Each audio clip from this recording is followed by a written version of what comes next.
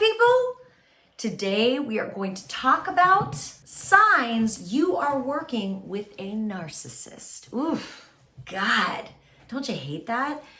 They're the worst. And listen, while you're here, drop me a comment or a note. Hit that subscribe button. Stay with me in this community. I love hearing from everybody. We have such an alive, vibrant community of people commenting and sharing their experience with gaslighting at work and narcissists at work on this channel. So join us. Okay, let's dive in.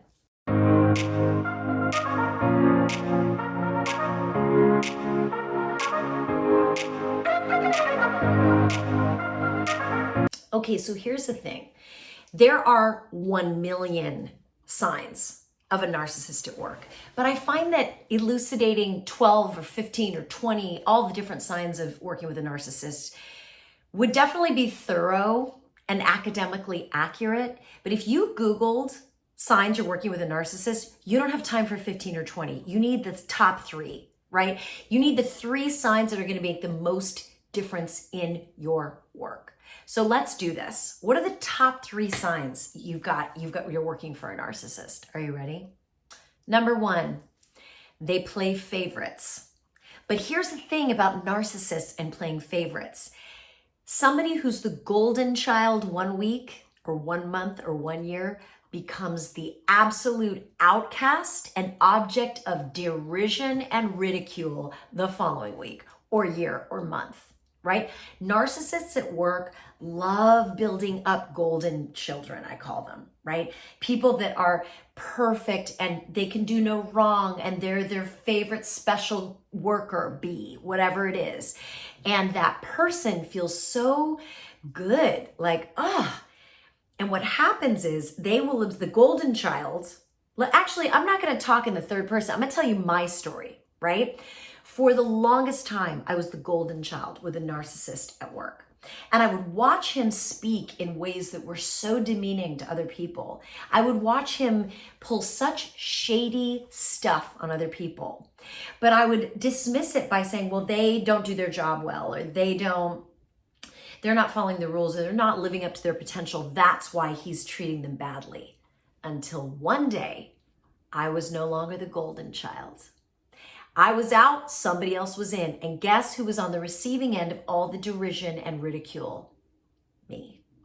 So if you've got one of those people that you work for, that's a boss at your job, who is super nice to you, if you're the golden child, and super cruel and dismissive if you're not, that is a very good sign you're dealing with an office narcissist. So that's number 1. Number 2, narcissistic bosses don't ever come out and fire you. What they do is they give you non-specific, non-helpful criticism and feedback that is designed to do maximum damage to your psyche in the form of shame, embarrassment, humiliation. The more public, the better. They will gaslight you with their criticism. They will give you criticism that is completely unactionable. Criticism that does nothing to bring out the best in you because you don't know what the hell it even means, right? That's another sign of a narcissistic boss, because what a narcissistic boss does when they are criticizing you like that is they are hoping to make you feel so crazy that you either comply and go along with everything they want and give them what they want and they bleed you dry, or they make you so crazy that you quit on your own and they don't have to go on record as firing you. Because you know what happens? If they fire you, it goes on a record. It has to have proper documentation. It has to be for the right reasons, or else you can sue them, right? Narcissist doesn't want to have to fire you and deal with all that consequence and paperwork and red tape. They want you to leave, right? So pay attention to that. The criticism is non-specific, not actionable, not fair. That's number 2. Number 3, you know you're dealing with a narcissist when they're only nice to people that can help them, right? You ever seen somebody who's really good at managing up?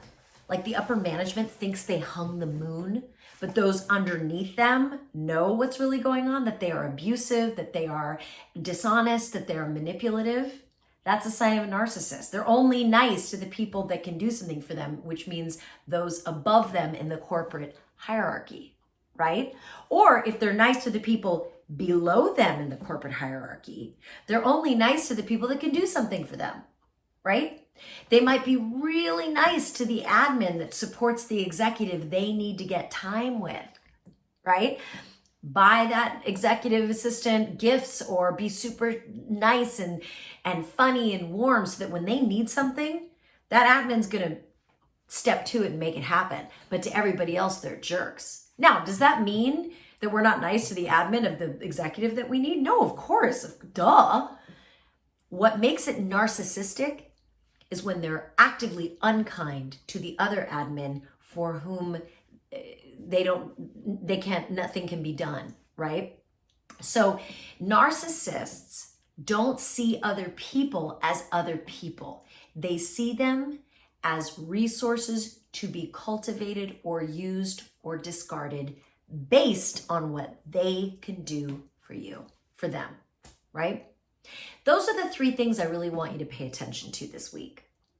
If you're working with someone that you suspect is a narcissist, you're going to want to go back to some of my earlier videos and really watch how to confront them, how to talk to them, how to deal with them, how to get support, how to heal from a relationship with a narcissistic boss. Because if you're dealing with one, they can be incredibly damaging to your self-esteem.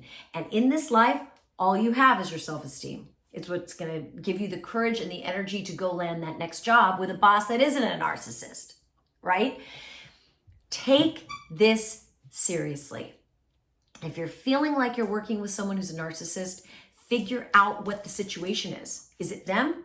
Or is it just that you are incredibly sensitive and that you maybe don't have good conflict navigation skills? Maybe you can't hang in environments where people are super direct with each other. If that's you, get yourself over to my class, noenemy.bronwyncommunications.com. It is how you learn the skills of having really tough conversations with really tough people. Just because somebody's tough and direct and brutally honest does not make them a narcissist. Maybe it makes them a New Yorker or a banker, right? It could be that you've landed in an industry where the culture is simply very, very, very direct and you're not used to it. That's different. That is not narcissism. That is learning how to have tough conversations like the grown-ass person you are. And if you came up in a family like mine, you never learned those skills. That's why I designed the No Enemy Conversation course. It's self-paced. It's over there. It's ready for you. Check it out. noenemy.bronwyncommunications.com. Get on with your bad self. And that is all we got for this week. Please drop me a note. Let me know what else you want to hear about and say, stay strong. You're not alone. You are not alone. Shine on.